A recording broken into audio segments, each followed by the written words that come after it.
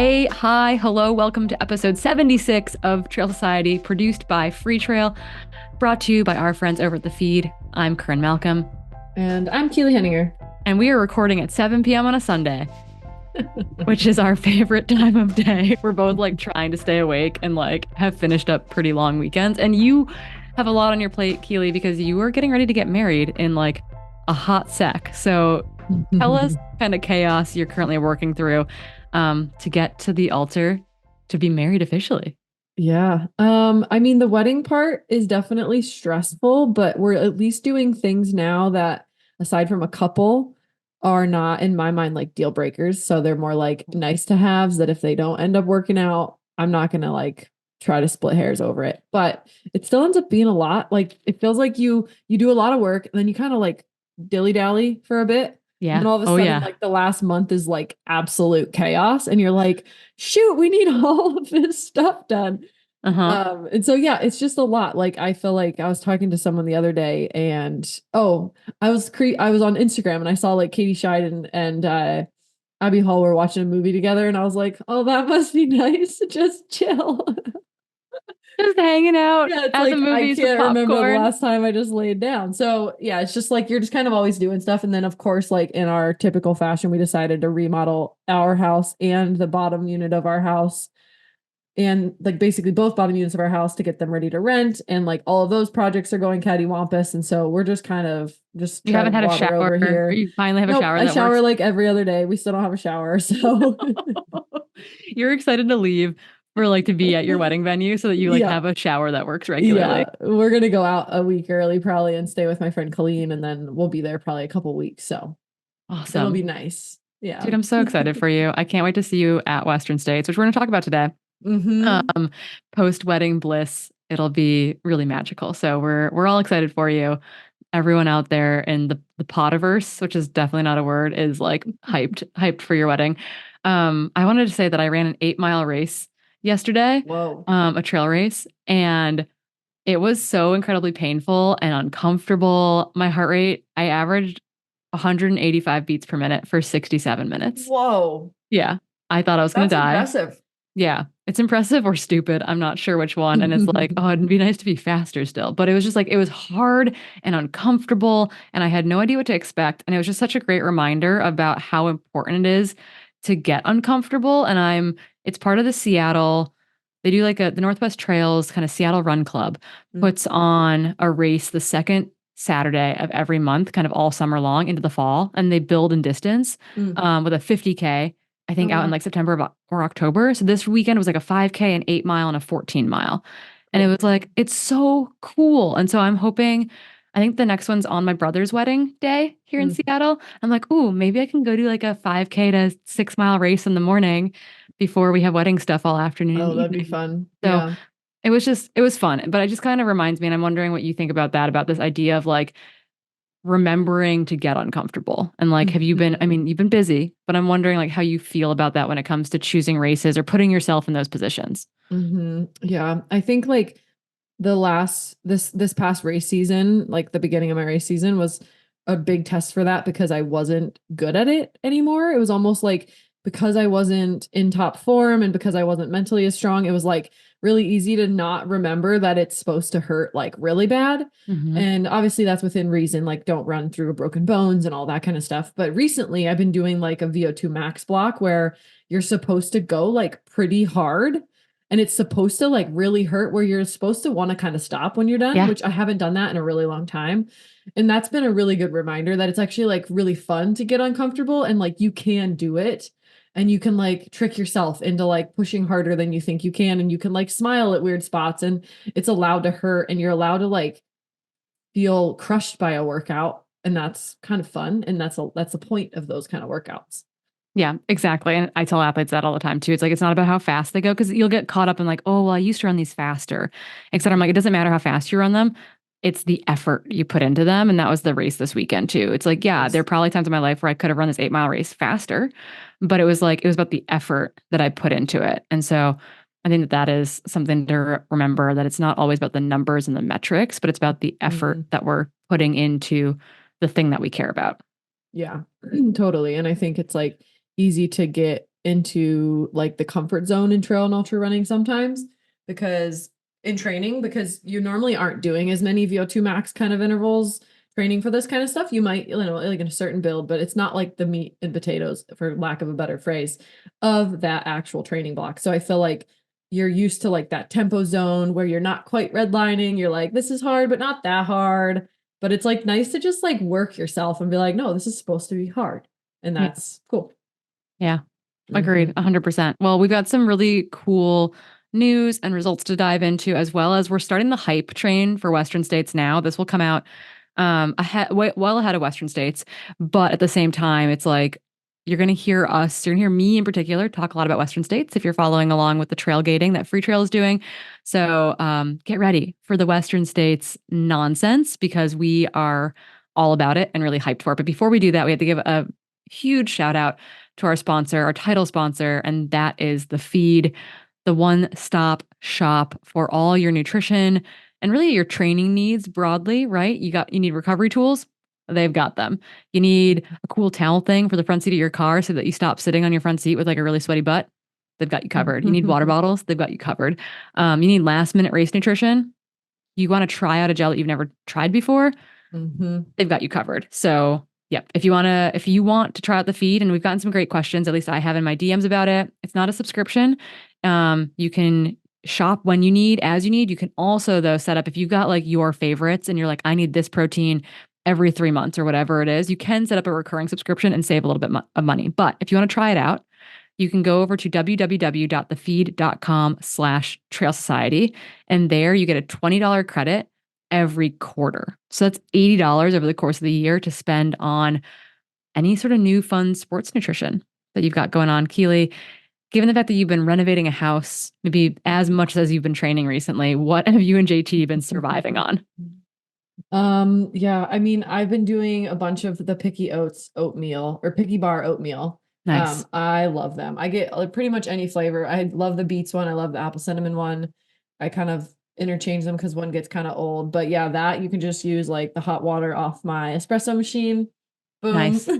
Done. Nice and easy. And then yeah, I think I said this last week, but I've been using this green powder from Laird. Yeah. And then I've also been using Momentous Collagen. We should do a supplement episode at some point in time and talk about things like collagen and creatine and amino acids and ketones, whatever, and just kind of like talk about like the use cases for them, like what we think might work, where validity does exist, and where it's kind of like if it works for you, great. If it doesn't, don't spend your money on it type of thing. Because I think that would be really valuable for a lot of people. Yeah, and there's so many on the feed that are like also NSF certified. So like they kind of got your back there by sorting out those things that would help you in case you ever like tested positive in a drug test or anything like that. But yeah, we should totally do that. That'd be super fun. Yeah, let's nerd out about some nutrition soon. But again, go over to www.thefeed.com/trail society. It helps us out, it helps them out, and it helps your pantry out. And that is I think best case, win-win-win for everyone. Okay, news. Actually, I think, did you put this in the Hoka NIL platform? Okay, I saw this, like it blew up my Instagram. The like press coverage of it was amazing. So tell us a little bit about this new take on NIL and NIL high school athletes. Yeah, so NIL is name, image, and likeness. It's where brands are typically sponsoring high school athletes or college athletes before they're an actual professional athlete, kind of like to get dibs on them, if you will, or at least that's kind of what some try to do.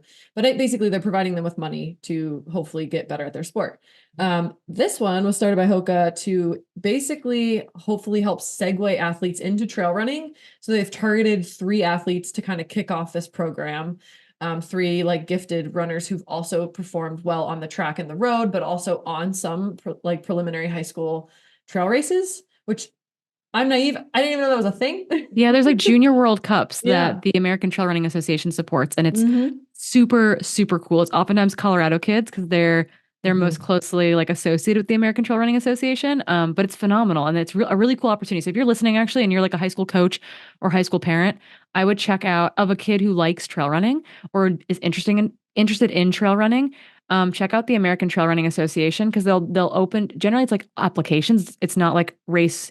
It's not like you go to a trials race for it, but they'll take juniors, so like high school athletes to Europe for some really cool summer trail running races. So if you're a parent, check out or coach, check out the American Trail Running Association, specifically looking for stuff about the junior teams. But okay, aside from that, hit it. Yeah. So they signed 3 athletes. I'll just kind of start there. Ella Hagen from Summit High School in Colorado. She's also a Nordic skier. She's done some trail runs already. They also signed Benji Anderson, who's a junior at Mountain Vista High School. And then a recent University of Oregon signee, Anthony Fasthorse, also got signed. And their goal with this program, I think, are pretty neat. So they're trying to help segue people into trails by pairing each athlete with a mentor who is already a professional athlete and giving them access to spectate and help out at really large, like momentous events. And so, for example, they're giving Ella Hagen the ability to work with Heather Jackson as her mentor and then crew for her, like part of the crew team at Western States. That's so we get to like sick. see it firsthand, like how cool these races are. I mean, if your first trail race or ultra trail race is Western States, you're going to be hooked. That race is the best race in the world. And Heather Jackson's cool, right? She's a multi-sport athlete. She was just recently, actually, that's something we should talk about too. She was recently 5th at Unbound, and this is a segue, but it's an important one. Heather's amazing, an amazing multi-sport athlete on the gravel bike right now and trail and ultra racing. Unbound gave the women their own start for the first time ever, separating the elite women out from the elite men and out the rest of the field, which meant that the women had a tactical battle, which meant that the women didn't have men like breaking up their chase groups, didn't have one woman getting away on the wheel of a couple other guys, for example. And I talked to Heather actually. I sent her a message and I was like, dude, this is so cool. And she said it was a night and day difference. And I think I've got some big asks for people like Hoka and UTMB that include like giving the women like a 2-hour earlier start for the 170K at UTMB would help with the media coverage for it, but would also have the top 10 women to finish during prime time of the event on Saturday, kind of afternoon.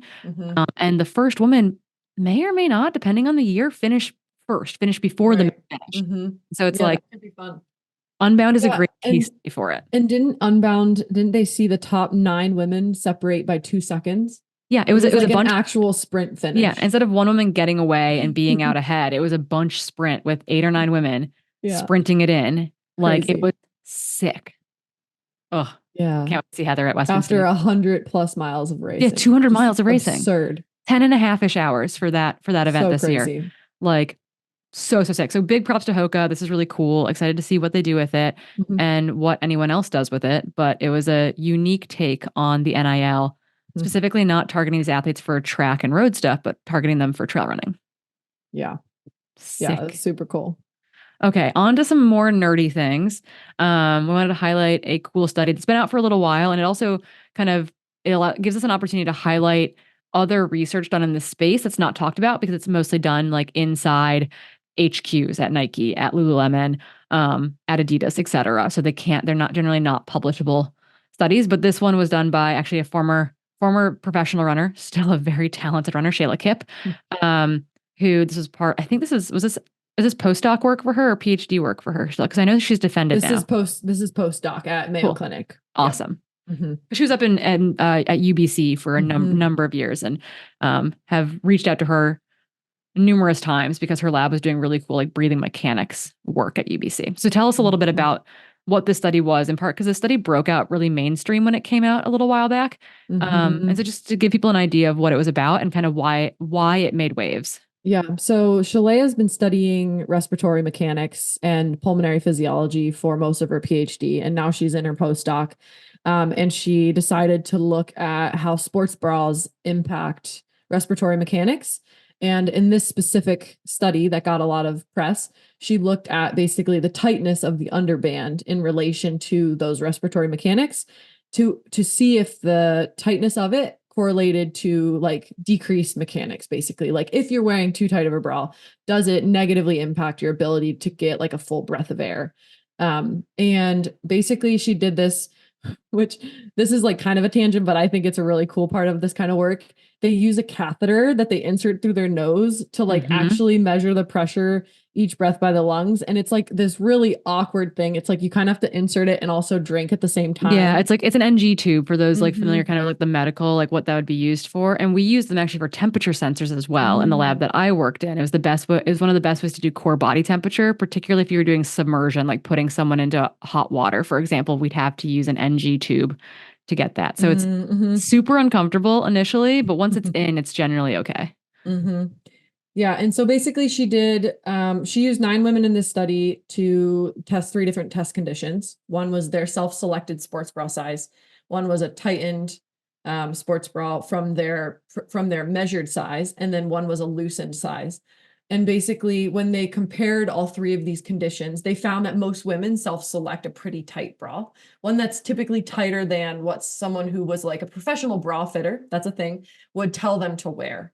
So most people are self-selecting a very tight bra. When we compare that with a properly fitting bra versus a looser than fitting bra, there's a really large difference between like a looser bra and their preferred bra.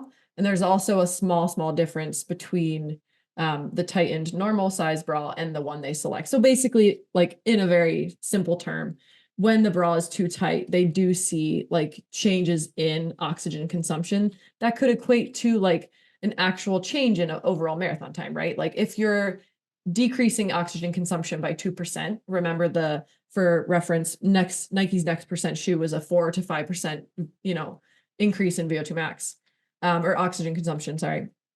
This could equate to like 2%. So that's like half of a next percent from a sports bra, which could be like 3 minutes of a And I want, marathon. and I wonder too, like this obviously changes a lot with breast size, for example, right? Yes. Like, Mm-hmm. this has like tightness and the way compression is used, et cetera, changes a lot based on like how much breast tissue you have. And that I think feels more and more impactful the larger breast you have. Yeah. Interestingly, though, too, like the long line bras have gotten really popular, right? Where it's like a little bit Mm, or a crop.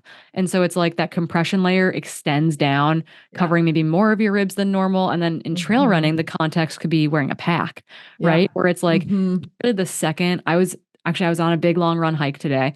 And when I go uphill, I'll oftentimes actually open up like my pack has 2 bands that come across as closures, Mm-hmm. and I'll Mm-hmm. open up the bottom one because my Mm-hmm. pack sits it comes down all the way to the bottom of my ribs, basically. And so that Mm-hmm. second closure comes across basically the bottom of my rib cage. Yep. And so going uphill, I'll actually open that because there isn't Mm. as much bounce of my pack because Mm-hmm. I'm not running as fast Mm-hmm. or I'm hiking. And that I can feel a major difference in like breathing comfort when I do that. So I imagine that like, Yeah. yeah, there's a lot of factors at play here. Yeah. And I think this was just kind of her way to get a preliminary study out there to say like, Totally. hey, this does impact mechanics, or sorry, my goodness, pulmonary mechanics, Yep. not kinematics or anything like that. But pulmonary mechanics. But what I think is interesting is that like, yeah, to your point, like what happens when bust size goes up and tightness goes down, because then you're having like a lot of movement of the breast tissue, which we do know from other studies that will be in the show notes too, that impacts lower body kinematics, upper body kinematics, and potentially can also influence kinetics. So I feel like, that perfect bra, which is like every single company's goal, Yeah. is a tough one to solve for because you don't want it to be too tight, but you need it to have enough support that there's not asynchronous excessive movement of the breast in relation to, the lower body when you're landing. So thinking about all of those things, and then, from a trail running perspective, throwing that pack in there that typically moves asynchronous from the breast, that's already moving asynchronous from the Asynchronous. foot. That's too much movement. So no wonder we chafe a lot and it's not that comfortable to wear a pack. So So question someone for you can too. solve that. Yeah, please help us. Just taking a step back for those who are not like in the kinesiology realm or the Mm, biomechanics realm, right? Like when you're like, because the research you did at Nike, for example, right? mhm, Like this was something that's been widely studied at companies like that, particularly like kinematics or mhm, how sports bras affect that. What does that mean? Like, what does that mm. mean in like as lay terms as possible? Like Yeah. how a sports bra affects kinematics? Like what are kinematics? So kinematics are like the measure of the body from the outside. So it's measuring joint angles, it's measuring velocity, it's measuring movement. And so when we think about mechanics in relation to a sports bra, first of all, you think about the movement of the breast. So what's being Mhm. supported by the sports bra? Typically, you can measure that by using sensors that just go affixated onto this outside of the sports bra. You can be a little fancier and use ones that go inside. So they actually sit on the breast tissue and can Cool. measure how it's moving inside the bra. And then you can kind of, as someone moves, you can get a number of like, hey, the breast is displacing so much in the up and down direction, so much in the side to side direction, and so much in the forward and backward direction. And that can kind of help you figure out like how much a bra is supporting the breast. And obviously those numbers will change as someone runs slower or faster. And then when we talk about mechanics of the body, you think about joint angles of the lower body or the upper body. For one really easy example would be like torso lean. So if you're like leaning forward, that's going to be an increased torso flexion angle. If you're leaning backwards, it's going to be more of an extension angle. And all of those things change along with arm angle when you're running with less or more support, right? If you don't have that much support, your arms are going to be a lot closer to your body. You're going to be kind of hunched over more because you're trying to like mitigate that movement yourself because you don't have help from the bra. And then obviously that can like translate downstream as well. If your breast is moving asynchronously with your lower limbs, you're going to have that breast hit its bottom before your actual bottom of your like kind of foot strike.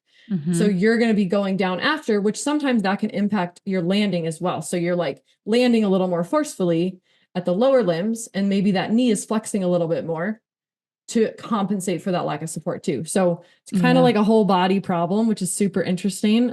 But yeah, it's not just, it feels like it should be a simple solution, but really there's so many different factors at play. And I definitely think that there are people listening to this thinking like, man, a lot of people have like boob privilege, like small boob privilege when it comes to like boob privilege, exercising, right? It's like that's a major reason why girls drop out of sports is like and not having access to sports bras, which is like why we donated money to help with a project that actually gets sports bras to middle school and high school athletes.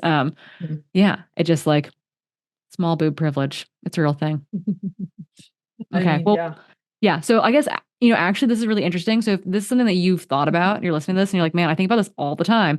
Slide into our DMs. Let us know like how you've mitigated this, how you've thought about it, things that have worked for you, things that you've discovered along your running journey when it comes to like getting a sports bra that fits well, that feels supportive without being compressive of your breathing, etc. Because it will help a lot of other people. So slide into our DMs. Super interested to hear from you. We have a lot of really cool results. Some that I'm going to kind of gloss over, then there's definitely like more there, and some that like are really fun shout outs because a lot of cool things have happened. There also, obviously, we're recording on a Sunday, and there are races that happened this weekend that I haven't had time to absorb yet. So first off was one that happened a little while back, European Champs, hosted by the Maxi Race in Annecy. It was really cool that akin to like they do this in a lot of other sports, and it feels cool that trail running is finally doing it, having like a big continental championship. So European Trail Champs was hosted by Maxi Race in Annecy. Again, super muddy, super wet, nasty looking. They held a vertical, an uphill, downhill, and a trail race, being 57 kilometers. So it kind of mirrored what happens at Worlds every other year, which is also really cool.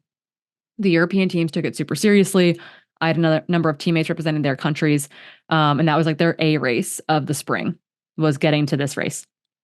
So focusing on the 57K, the French team swept both the men's and women's podiums, which is so indicative. Like these athletes, Thomas Carden, Benjamin Rubiel, and Loic Roland, names that I'm butchering for sure on the men's side, and then Clementine Joffrey, Blondine Herondelle, which is a name that many of us know, and then Adeline Martin on the women's side, reminiscent of like every time there's a world championships, it's like the French women's team is like in a dog pile at the finish line, all hugging each other because they've all finished in the top like 7 and they've like destroyed everyone else. But it's really cool. These athletes, like the French trail athletes in general, have so much pride racing for their country, and it really becomes a priority for them, which is insanely cool. Like of this list, like Blondine's probably the most well known, and it's because she's done a little bit more racing outside of like the French national team.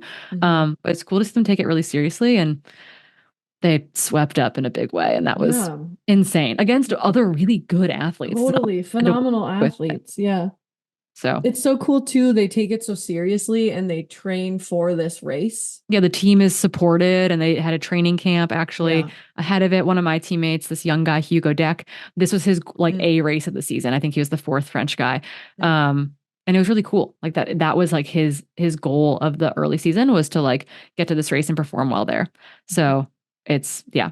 Kudos. The French and Spanish teams in particular seem to like just dominate these events, and it's because they um come in swinging.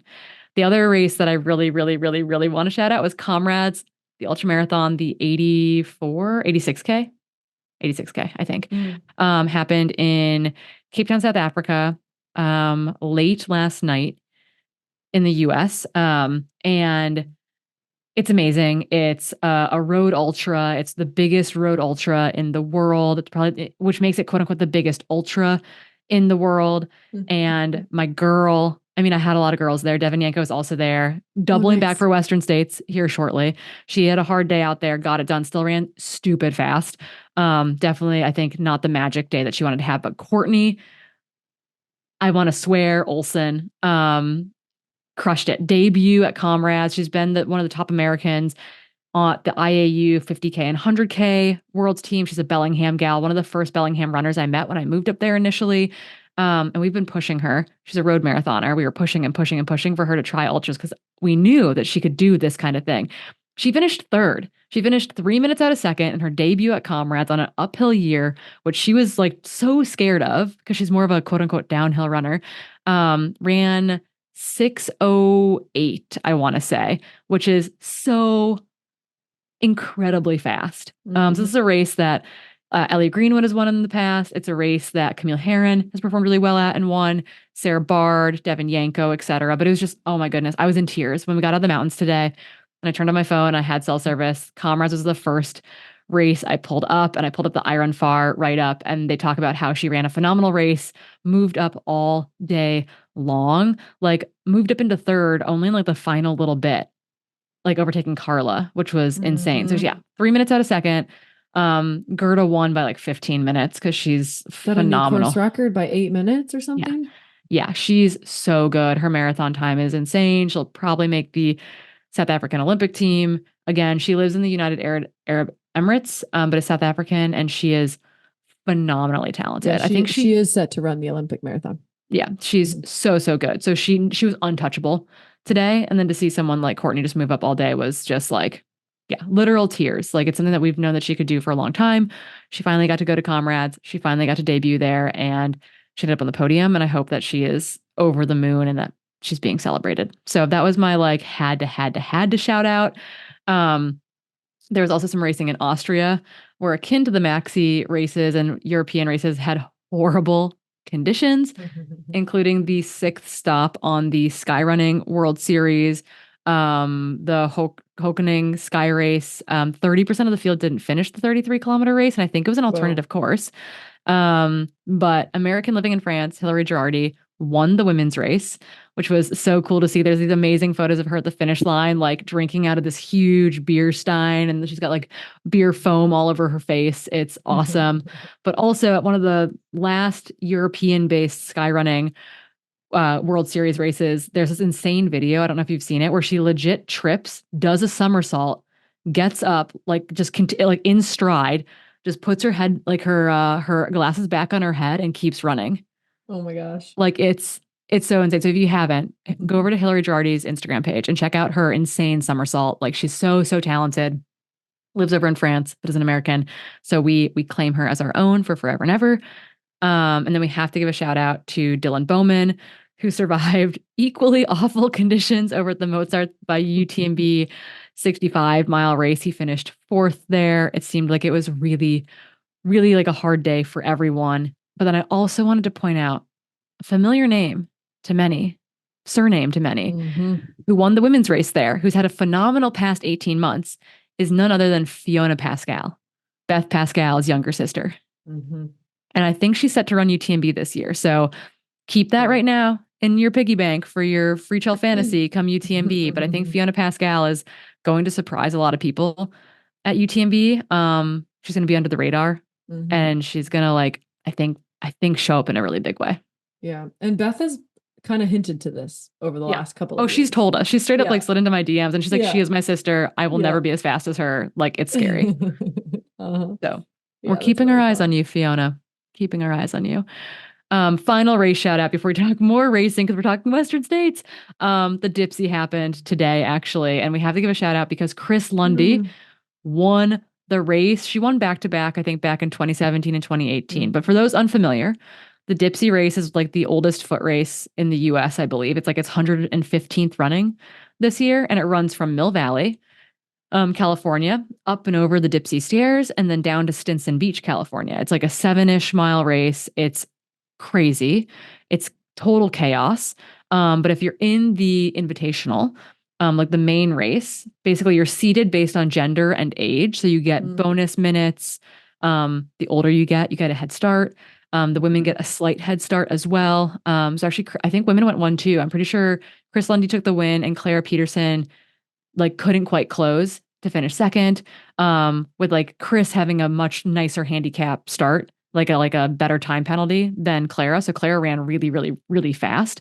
And then Diana Fitzpatrick, yes, the Western States board president, took home another top 10 finish. Buzz Burrell was in the mix in the top 10, I'm pretty sure as well. Like I love the race with its like like an 8-year-old and like an 80-year-old will be like duking it out to the finish line. It's so fun. Yeah. I So know. not a great race to be like a 26-year-old male in. No. But for everyone else, it's pretty awesome. Yeah, So really exactly. huge shout out to all the Dipsy runners who made it safely to Stinson Beach today.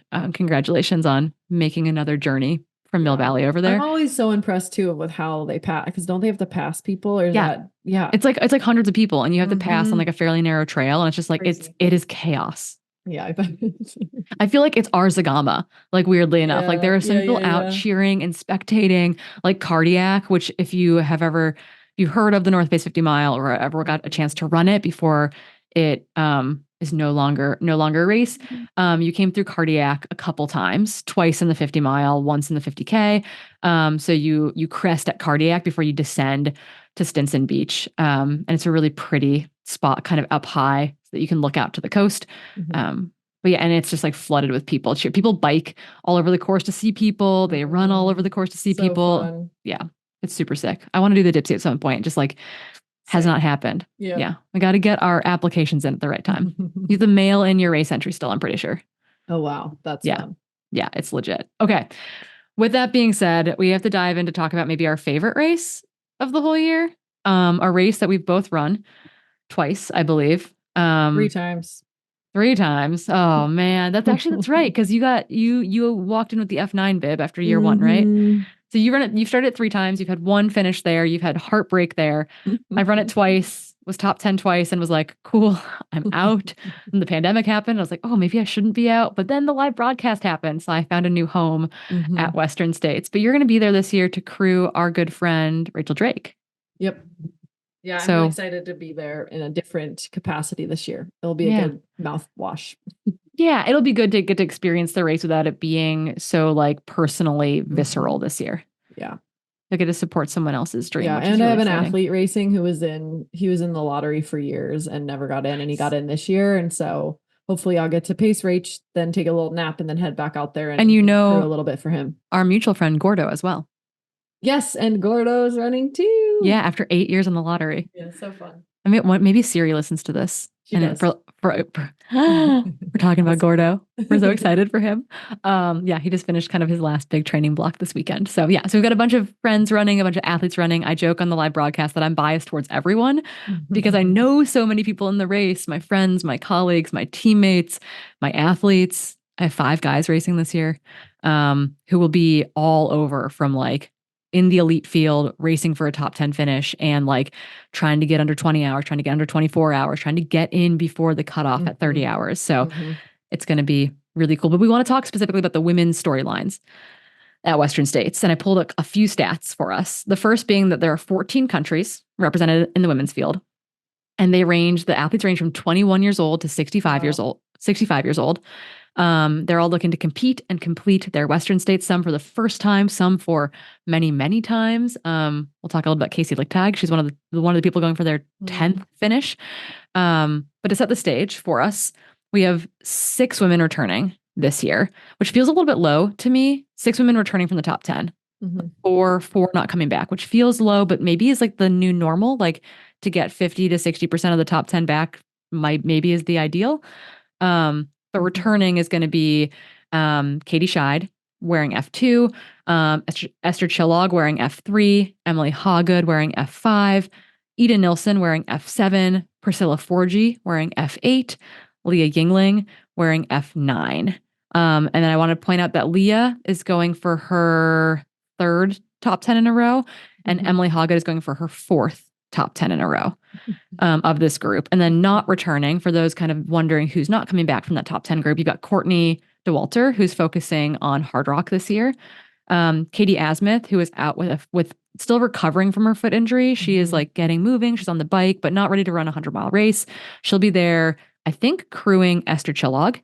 And then Taylor Nowlin, who is not returning. She chose to not return, and now she is pregnant. She's 20, this will be 21 weeks when this comes out, pregnant with twins. So really, really stoked for Taylor and her family. And then Meg McKenzie is out with injury, I believe, and she was F10 last year. So a really solid top 6 coming back, but we will definitely miss our 4 ladies who will not be there either for other races or for injuries, etc. Totally. Yeah. And I mean, some of these women on the like golden ticket winner list have ran it before. Yes. That is actually a really good point. So like Devin Yanko, Heather Jackson. Yes. Ragna. Isn't Ragna ran it before? Yes, Ragna as well. She actually, and interesting enough, she holds the Masters women's record, which we'll talk about too, because the women's Masters race is fire. Okay.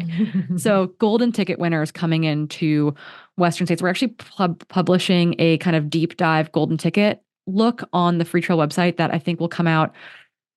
Not this next week. It'll come out the same week the podcast comes out. So keep your eyes open for that if you want to learn more about the golden ticket winners, men's and women's runners competing at Western states. Check out the Free Trail website. We'll have info there for you. But okay, starting chronologically. CCC, you've got Ingvild Kaspersen of Norway and Emily Schmitz of the US. Heck yeah. Emily's currently living with Mike and Leah in Salt Lake, acclimating to being in the US, which is really sweet. Grindstone in September, you had Lottie Brinks and Devin Yanko get their golden tickets there, both from the US. And then you had Nice by UTMB with Eleanor Davis of Great Britain. And the ticket there actually, I think, rolled down to 3rd or 4th on the women's side to an Italian athlete who I actually don't know that much about. I'm excited to learn more about her. Giulia Vinco of Italy took that ticket. Javelina saw Heather Jackson, who's been at Western States before and is phenomenal. We've already ranted and raved about her this episode. And Ragna DeBots, who again holds the women's 40 to 45 course record plus the Open Masters course record for women in 1741. And she was like 5th or 6th with that, wasn't she? I think she was 5th. Yeah, she rallied. I remember seeing her at Javelina. 4th or 5th even. Yeah. Yeah, and Javelina this year, like I know Heather had quite a lead, but like Ragna was closing. She's a closer. Hard. She's a closer. Yeah, we helped someone helped us lift her daughter over the barricade so her daughter could meet her at the finish line with some flowers. It was very cute, but her daughter was very tired. Really excited that she's back this year. And then Doi Inthanon welcomes 2 Chinese athletes to the field, Lin Chen and Annie Lee. They're amazing. I know that Lin Chen's been in the U.S. already since, I think, early May training. She's an Adidas Terex athlete, so I'm really excited to see her there. And then Black Canyon. She's kind of a terror. Oh my God. The Chinese athletes race winning so much and they win everything. I'm excited to see her. She's really good in the mountains. I'm really excited to see her race Western States and get a feeling for what that actually looks like. But the Chinese athletes will not be on anyone's radar because we're very Western bias. But they are phenomenally talented and you can't count them out. Black Canyon saw 3 women get golden tickets there. It was kind of the super golden ticket race, if you will, in February. That was Rachel Drake. I want to say we're biased towards everyone, right? But we're definitely biased towards Rachel Drake, Becca Windell, and Lauren Puretz, all athletes from the U.S. And then obviously the last race of the Golden Ticket Series just happened, it feels like, in April at Canyons Endurance Runs, and Kareth Arnold and Anna Cassius Loudon of the U.S. got their golden tickets. Yep. That's insane. Lots of ladies. Lots of very talented. Every year, like this is the deepest field ever. But it's a really good field again. And that's what's really important, right? Because when you get 20, 25, 30 really talented athletes on the start line, that's when you have 10 athletes come in together at Robinson Flat. You've got 4 athletes together at Forest Hill. You've got a good chase pack. Like that's how these races get really exciting, is that you have 30 really good athletes. So sneaky spots too. Hoka gave a sponsor spot to Fu Zhaoxiang. And she is very, very talented. So she was at training camp. I saw photos from kind of the gals group at training camp, and she was there. So really excited to see her run. And there's also some other people who are in on sponsor spots, like Sally McRae, another parent in the field, a favorite of ours. So excited to see the field just kind of like unfold come race day. How are you feeling about that field, Keely, not being in it this year, not having your name included in that list? I mean, a little sad. But okay, here's a question. Overall, here's a question. Will you be more sad if it's a really, really hot year, or more sad if it's an ideal weather year? Hot. Yeah. Agreed. Yeah. I love the heat. Yeah. So I love when it's heinous around the heat. Yeah. It's really fun. I want it to be horrible. But I think I'll be jealous either way, because both are fun. They're just a different kind of race. I will not be jealous if they have worse snow than we had last year. I don't think they're going to, unfortunately. I don't think so either. So that's not something. But no, I mean, the field is obviously stacked, and it looks like it's going to just be so fun. Like it's so fun to run this race where you're just constantly surrounded by ladies. Like there's packs, literal packs always. And like, gone are the days where you come through 100K and you're like, oh, you got a couple minutes on 6th or whatever. It's like, no, the top 3rd through 10th are within 12 seconds. And you're like, okay, got it.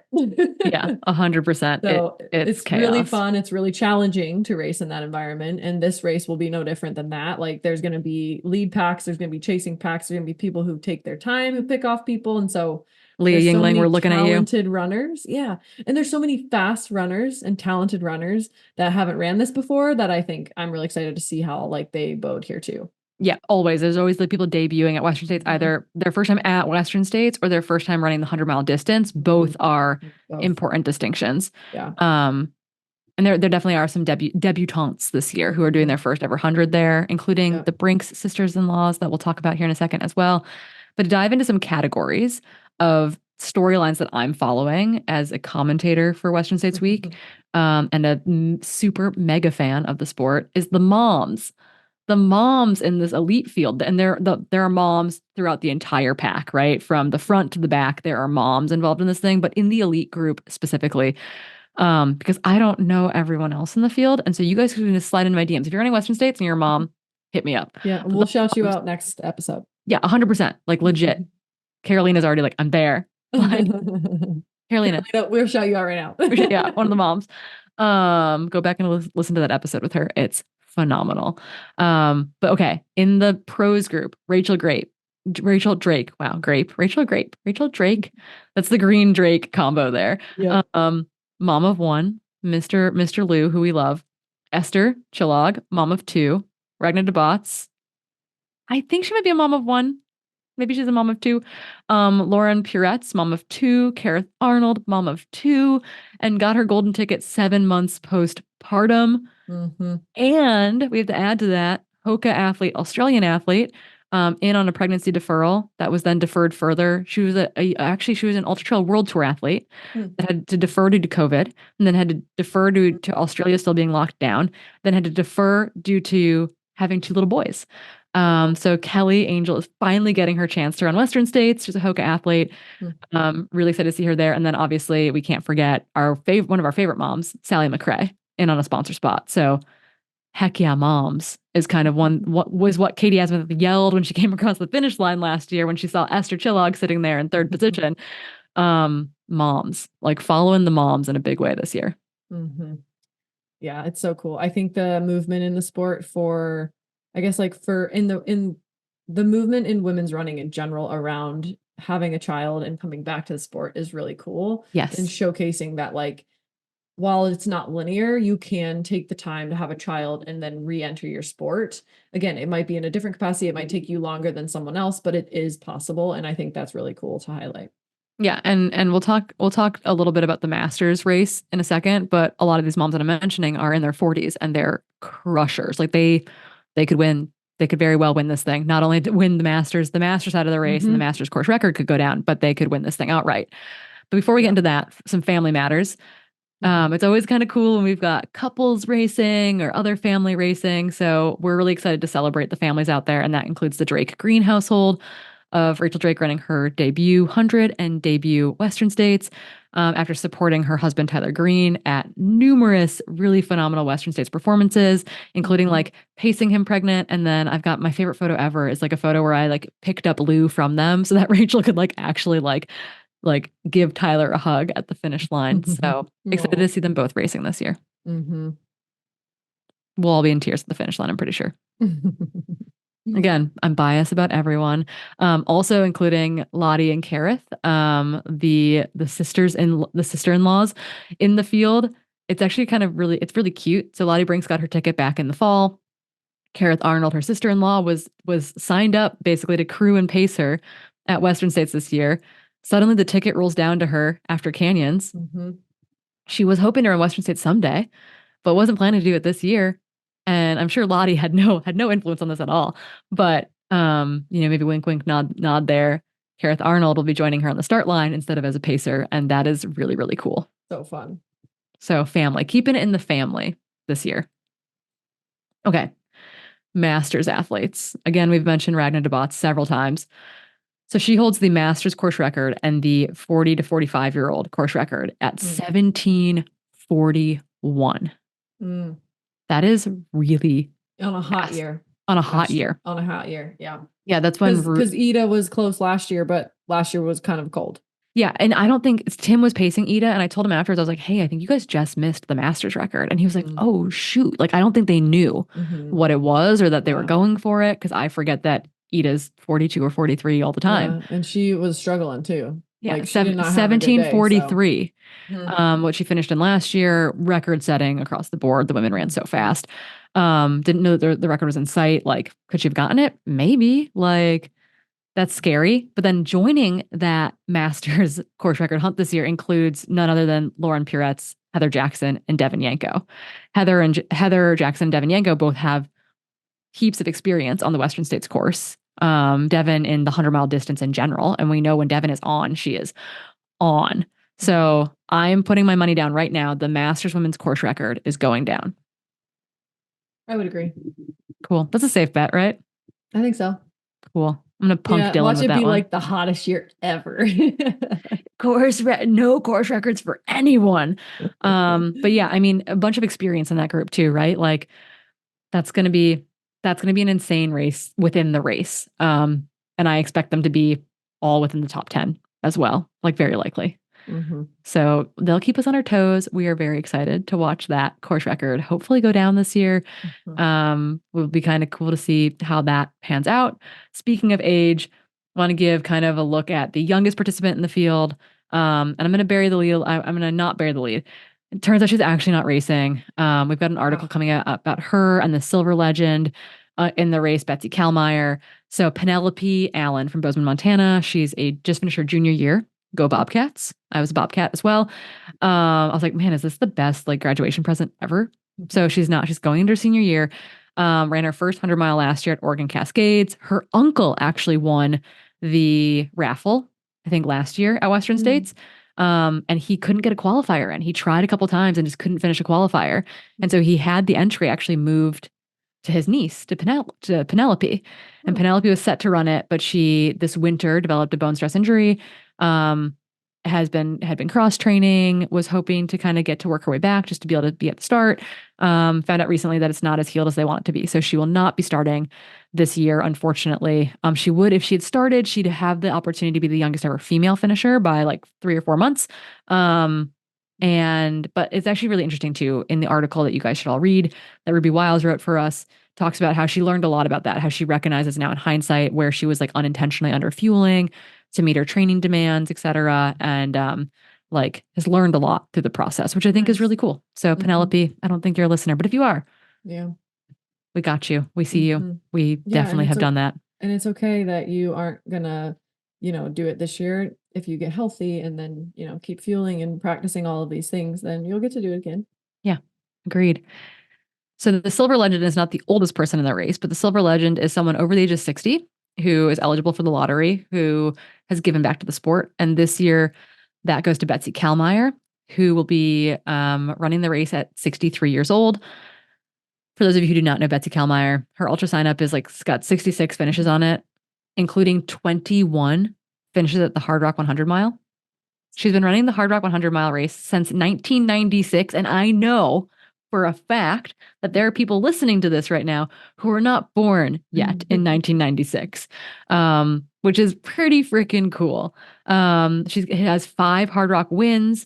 And this will be actually her first time, I believe, lining up for Western States. Oh, wow. Her first time. That's wild. At 63. So how fun. Yeah, so Betsy will be an interesting character to follow. She's, I don't know, I don't think she likes the spotlight by any means, but it's like I think she's a pretty private person. But it's really cool. Like those people, yes, I want to see the women run as fast as possible, but man, I will be at the track crying during golden hour, welcoming home the last finishers like I am every year. And it doesn't matter if it takes you 14 hours to do the thing or 30 hours, 29, 59, 59, or you just miss it. It doesn't matter, right? Like you're out there trying to move through 100 miles under your own volition.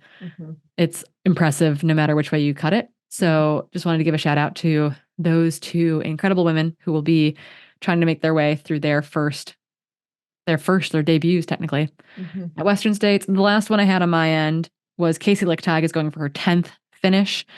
She finished 12th last year. She's won the race before. She's like, I think it was really cool. She's like, I've got a buckle of every color. I've got the winner's buckle, I've got a silver buckle, and I've got a buckle for finishing the thing. And it has a cougar. And it's just like to have that mentality of like her love for Western States is palpable. If you are going for your 10th, you get an auto entry into the race. There are 3 runners going for their 10th this year, Casey being the one female going for her 10th finish. She's got to be kind of on the younger end for someone getting their 10th finish as well. But yeah, just really excited to have Casey Lichtag back at the race again. She's had her own ups and downs with different injuries over the years. But yeah, she'll be going for her 10th finish and I will be. And the thing is that she could very well be top 10 as well. Like you can't count Casey out. Can't count Casey out ever. Yep. So technically isn't in under like an elite bib or anything, but as a person who has a cougar in their house. Yeah. And like thinking back to when Megan Arbogast would race Western States, she just always I've would been start terrified off of her at like 40th and then she would be 9th. The queen for a reason. So yeah. They know how to run it. They sure do. Are there any other takeaways or like as you think ahead to what you expect to experience at Western States that you're just kind of like starting to ruminate about? I know that it's still off in the distance a little bit and this is kind of an early Western States style episode. I think we might see more shifting than normal is my thought right now. I don't know if that's going to be true, but we have a lot of new people, a lot of speedy people, and we also have a lot of masters athletes and people who've ran the race a lot. It's like the Jeff Browning effect, right? Or the Ian Sharman effect where they just like, I think it's like they know not to start off too fast. And like, so I just think there could be a lot of shifting, which I feel like we haven't seen a ton of that recently, but we do see it in other races. So I think that could be possible. But again, it's hard. I think it's getting harder and harder to break into the top 5 if you're not in it early. But those 5th or 6th through 10th positions, I mean, historically, Leah's one of these people as well. Tyler Green is one of these people. Like historically, I'd be like in 20th at Forest Hill. And then I would just like go on a hunting spree to the river. And I would like move into like 11th or 10th at the river, which is what Leah's done the last 2 years, is moving into 10th at the river. And then, catching another person or two on the way in. And so it's like, I think I've moved into the top 10 in the final 20 miles, both years that I've run it. And it's just like, you gotta be ready to run. And it's like, it's hard. It's getting harder to do that. But I think if it's a really hot year in particular, and though we like have a better handle on the heat, it's just like you can't make mistakes either. Right. Yep. Yeah. And I think last year there wasn't a ton of shifting in the top 10, like aside from me being a doofus and dislocating my shoulder. Like we all were kind of just chilling, like it wasn't like it was a pack. It was a pack and it was like minutes between people. All the way through the river. And so I think this year, if it is a hot year, normally there'll be a little more movement than that, at least I think, because there wasn't as much blowing up because it just wasn't as hot and you could be a little more tactful. Yeah. And it's one of those things too. It's like the blowing up historically has been less on the women's side, particularly over the last like 4 or 5 years versus the men's side of things. And it's like, I don't know, maybe we're getting feistier. Maybe we're going to see some blow ups. Like maybe we're going to see a top 9 separated by 2 seconds. Oh my goodness, Pat, a bunch. No, but how cool would it be, right? To have like, Sprint yeah, like finish. 20 women rolling into Forest Hill together. Like, Yeah. ugh, I want it. I want to make it happen. But yeah, so this is early. I guess slide into our DMs with your Western States hot takes, right? Like Or if you have someone that's a really special story, we'd love to hear that too. 100%. Yeah. I think our next episode after this though is our recap Western States episode. So, but we've got some Instagramming that we can do. We'd love to shout out some people racing Western States that might be stories that people haven't heard yet. Mhm. We'd also love to pass this on to Callie Vincent and Scott Trayer, who will be taking the Mhm. overnight shift as well. So people that are finishing between say like midnight and 6 to 7 a.m. That will be Callie Vincent and Scott Trayer. So they would love those stories as well. So if you are supporting a racer or have a friend or a loved one who is a racer who is outside of that kind of, what we consider like that front group a little bit. Yeah, slide into our DMs with those stories because we'd love to hear them. We'd love to be able to share them, and I'd love to be able to talk about them on the live broadcast as well. Okay. Before we Society Slam, we should talk a little bit about the snacks that once again have made a 7 p.m. podcast on a Sunday night possible. Keely, what do you got going on over there? I know that you've talked about collagen, you've talked about your smoothie game being upped. What else is getting you through the long grueling days of a house renovator, podcaster, professional runner trying to start medical school and get married all at the same time? Yeah, it's all about efficiency these days. So I've been on the waffle game as well. Like that was my pre-run lunch. I don't want to call it lunch because it wasn't enough to be called a lunch, but it was my pre-run But they're good. It's like a snack. 300 calorie Yeah. like chunk hmm of cal, which Yeah, I think like is yeah. good. My run started at 1:30, so I wasn't gonna have like a crazy lunch. So Mhm. having that at noon with some peanut butter, I was like, good to go. Yeah, you can bump it a little bit with some peanut butter or some Yeah. yogurt or something. It's a And they're big deal. so good. And I don't like harping on that, but like they're so good. And again, I'm a fan of I keep mine in my freezer and then I pop them in the toaster oven because I like mine Yep. hot. hmm Good to go. I just want to point out that we liked it before the roaches. And David and Megan, if you've made it this far into our podcast, congratulations. I love you. I'm But glad we turned them onto it too. they're on the waffle kick too. So heck yeah. Mine recently has been really trying to up my protein game. Mm. I've been notoriously bad at it. I've gotten a lot better though. Like I would say over the last 12 months, it's gotten a lot better. But I'm like, I had gotten to like, okay, making sure I had protein recovery drinks like after hard workouts, after long Mhm. workouts, et cetera. And now I'm just like anything all the Mhm. time. Just give me a protein recovery drink, mix it into something else, get a little protein Uh-huh. here, a little protein there. Nice. So I've been working really hard and I do notice a difference. Like I do feel different when I'm getting adequate protein. And as an endurance athlete, it's not something that we think about a whole lot. So Mm. protein. Yeah, And but it's super important. I've been mixing and matching. I really like the momentous protein Oh, and I really nice. like the scratch. I'm a scratch girly. The scratch horchata. Talk dirty to me, Scratch. I love it. Okay.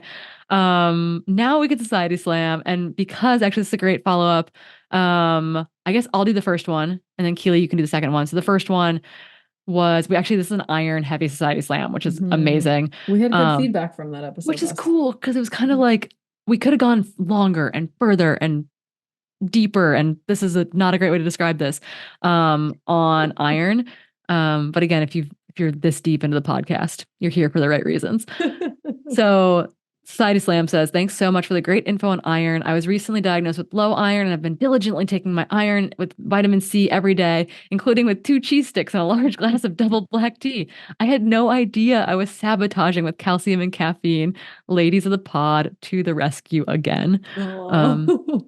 we love that. Yeah, I've actually had a number of Yeah. talks with athletes recently about the same thing about trying to space it and timing it with their runs well, et cetera, and where they're avoiding GI distress. So I'm glad that it's helpful. Yeah, I know. I mean, it's like things you don't even think about. You're just like, oh, I don't want to take it on an empty stomach. Let me have this nice, snack. Yeah, totally. So caffeine-free tea and no cheese. But I love cheese.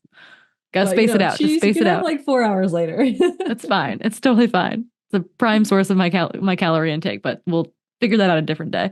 Yeah. Okay, Keely, what do you have for The us? second one's also talking about ferritin. This is a local Portland gal, actually, Cindy. She actually got top 10 at Gorge Waterfalls 100K this last year. It was her first 100K. So, Is super. Cindy Yassine's athlete? Yeah. She seems rad. She seems rad, yes. Cindy, So you seem really rad. thank you so much for talking about ferritin. I was doing some Google research on this and talked to Keely a bit about this through Instagram. But episode 75 confirmed what I suspected. I had a ferritin level of 22, the low end of normal. I suspected that this should be higher for an endurance athlete, and the doctor wouldn't believe anything was wrong, even though I lost my period for 3 months after being regular for years. They did a lab that showed my prolactin levels were high, but because they were only a little high, they told me it was likely a fluke. They blamed my recent amenorrhea on my IUD that I've had for a decade. And so she said, this was very affirming. Thank you. And I'm sharing with my lady friends. Heart emoji, and we'll heart emoji you back. Yeah. And it was really cool talking to Cindy. She was like super eager for information. She's new to the long distance trail running. And I had reached out to her initially because she had like posted like, yo, anybody else get like insanely hungry after an ultra, like a couple days after? And I'm like, Oh, yeah, yeah. welcome to the world. But yeah, then we started talking about energy and like, yeah, she was like, yeah, my ferritin's 22 and I just feel tired and like kind of over it and all this stuff and lost my period. And it's like, yeah, that is common but not normal. And there's a way to fix it. And we can start, making that more widely known so people can call it out when it does come back. If you do get blood test results that are at that low level, then you can advocate for yourself, hopefully. Yeah. Yeah. And it's like one of those things where it's like these normal ranges are based on like the whole population. And it's just like, we know, like there's research out there now that like shows more and more clearly that kind of like 35 to 40 is like the basement for endurance athletes. So it's like, we got to get everyone out of the basement. Okay. 22s, they got to go. 12s, looking at me, they got to go. Okay. we gotta bump that stuff up. So keep fighting the good fight when it comes to ferritin. We love you and we see you and we love you even if your ferritin is in the basement. And we want you to get it out of the basement. We want it out of the basement. Okay, before we get too goofy, we're getting the goofy, the tired giggles. We love you all. And until next time, we'll see you out on the trails.